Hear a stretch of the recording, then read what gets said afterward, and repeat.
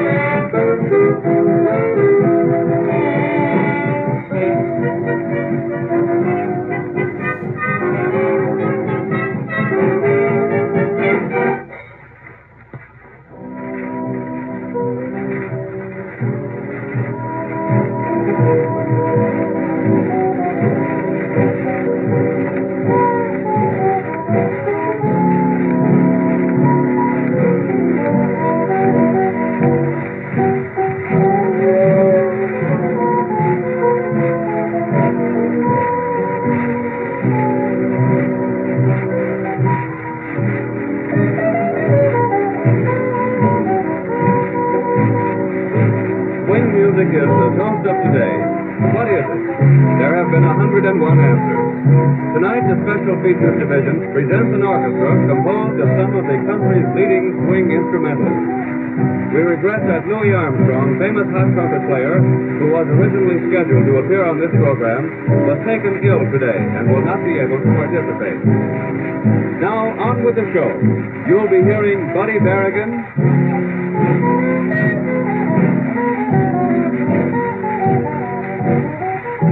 Freeman,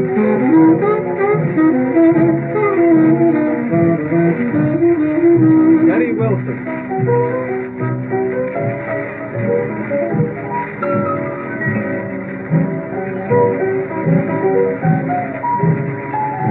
Joe Marsala,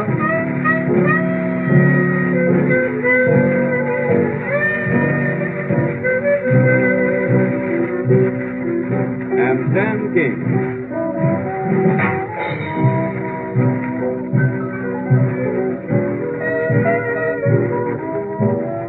To give you an authoritative definition of this exciting manner of treating music, two experts are on hand. Meet expert number one. He is the conductor of the weekly swing column in the theatrical paper Variety. He is also a candidate for a doctor's degree in English at Yale, making him both musically and grammatically literate. We would like you to know Marshal Stearns. Thank you. Good evening, everyone. People have always told me that one of the best ways to learn French is to hear it spoken. And I don't see why this shouldn't apply to swing music as well. So, before we try to define swing for you, let's listen to a 1936 number played in a swing manner. Are you ready? All right, then we're swinging Old Man Mose.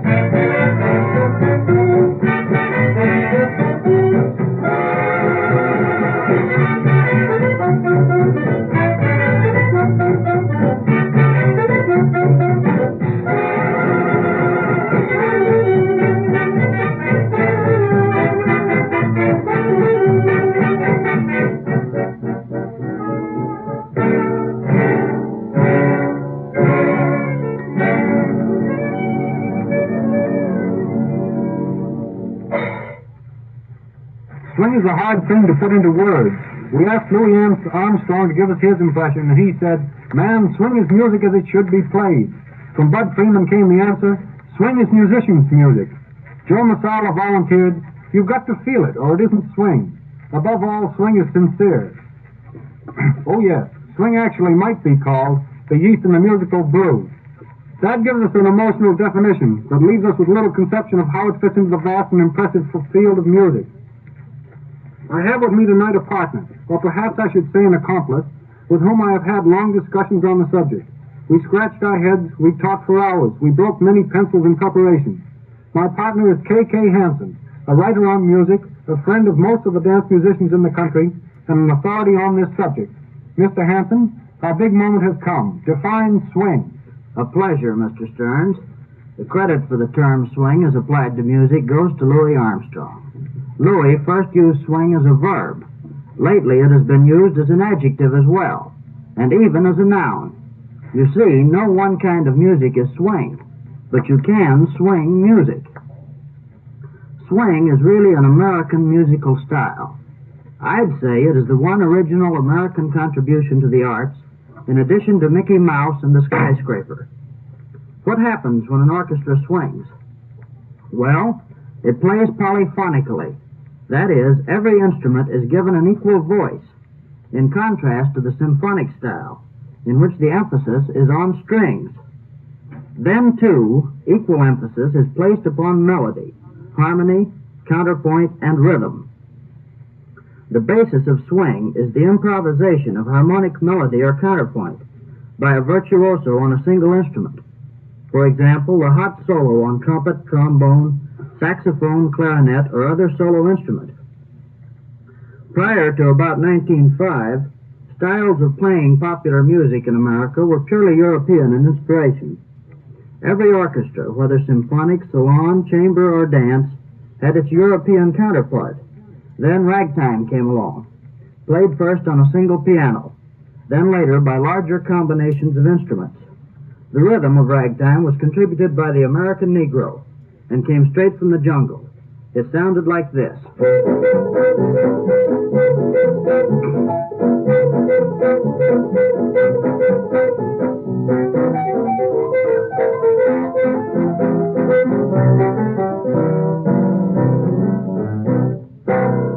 Go on, Kay. 10 years later, the jazz era began, best typified by the original Dixieland Jazz Band of New Orleans. The Dixieland was a 5-man dance band with piano, drums, trumpet, clarinet, and trombone.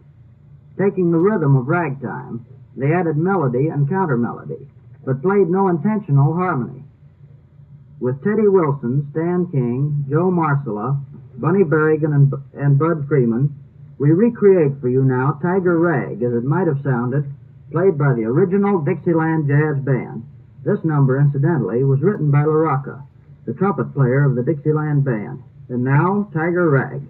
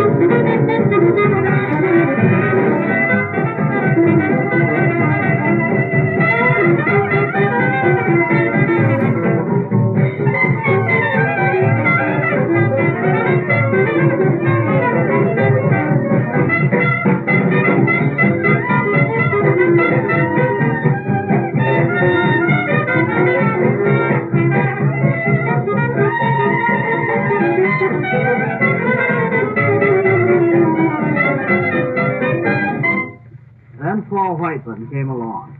He was a viola player, and his training had been symphonic and therefore largely European. Uncouth jazz was revolting to him, but he was primarily an American, and he recognized its worth and its originality. So Whiteman refined jazz. He assembled the best jazz instrumentalists possible and combined them in a small symphonic orchestra. To reduced symphonic instrumentation, he added the piano, indispensable to ragtime and Dixieland. Most important, he introduced orchestration and harmony. He did not trust to improvisation alone for his effects, and so the arranger, in this case Ferdy Grofé, entered the picture. Whiteman became king of jazz, and jazz was now symphonic, with melody, harmony, rhythm, and counterpoint present in the order named. It was a long jump from the original Dixieland jazz band to music that sounded like this.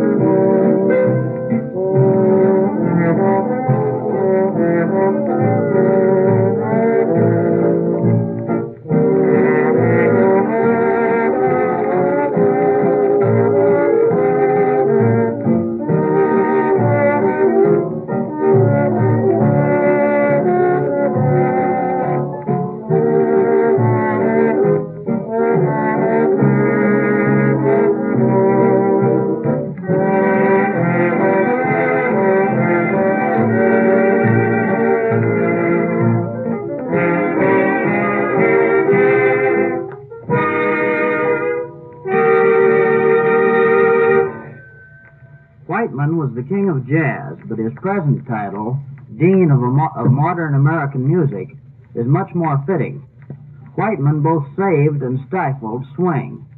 He was commercially exceedingly popular, and as a result, he kept the flame of pure jazz alive by permitting some of its foremost exponents to make a very good living.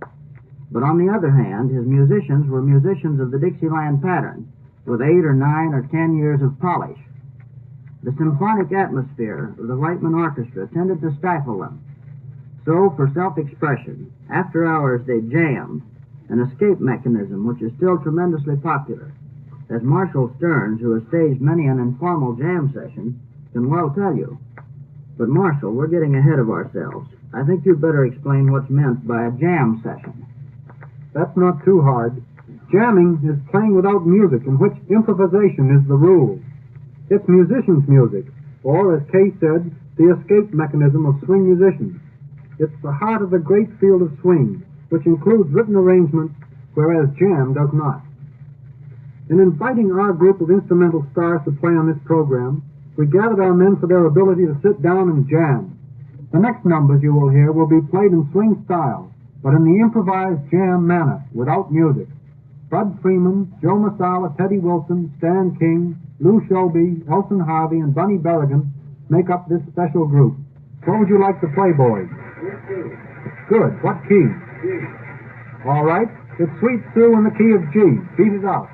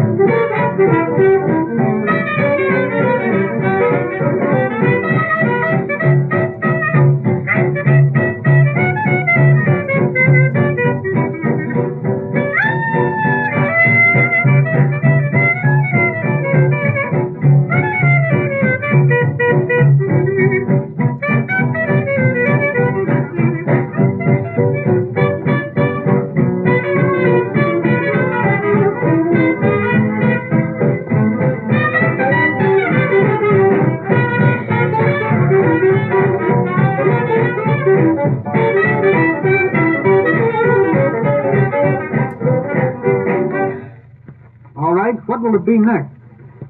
Stardust. Stardust. All right, beat it out.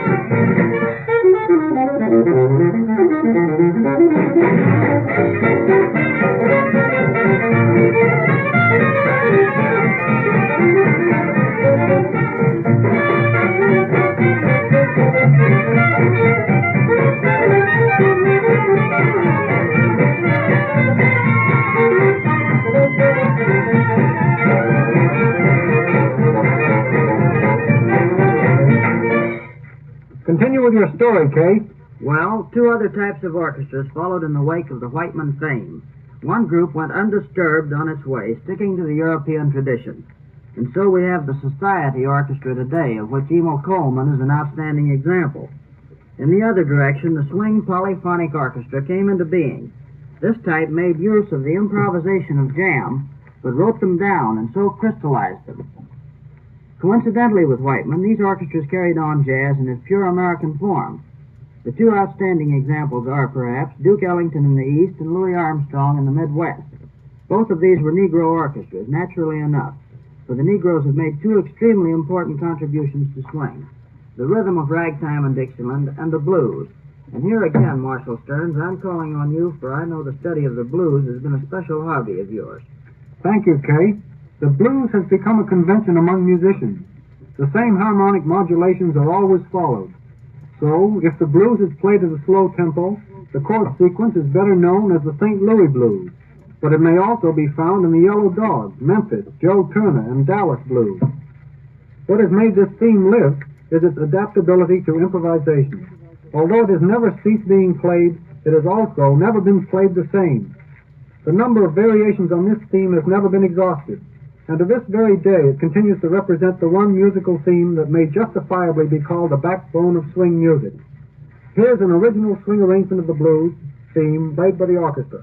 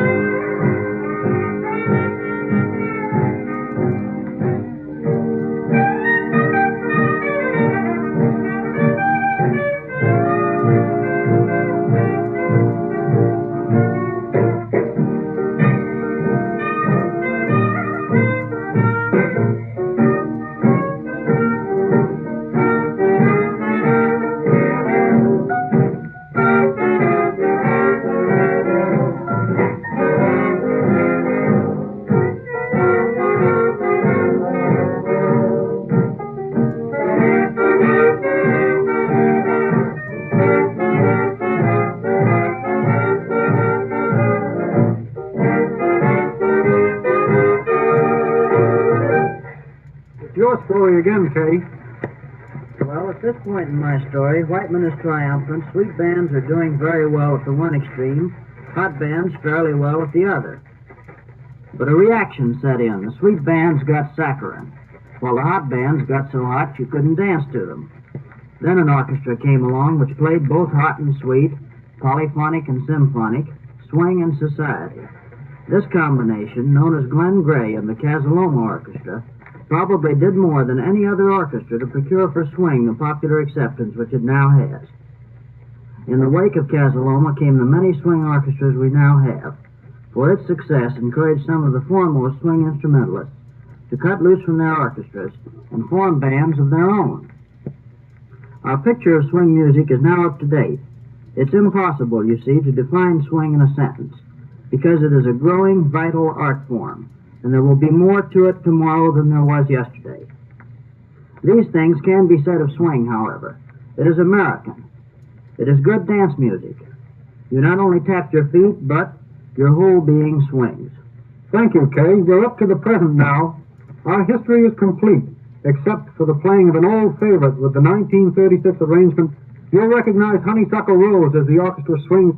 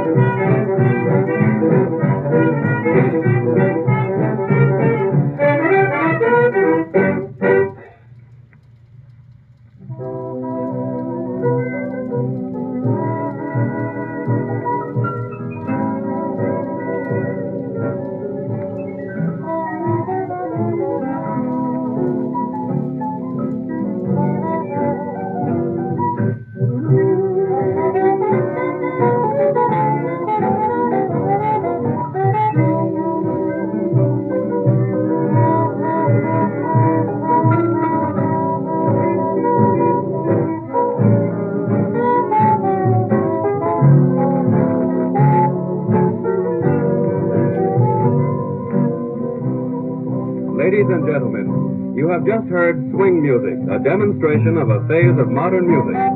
Featured on this program were Buddy Berigan, Joe Marsala, Teddy Wilson, Bud Freeman, and Stan King. The commentators were Marshall Stearns and K Hansen.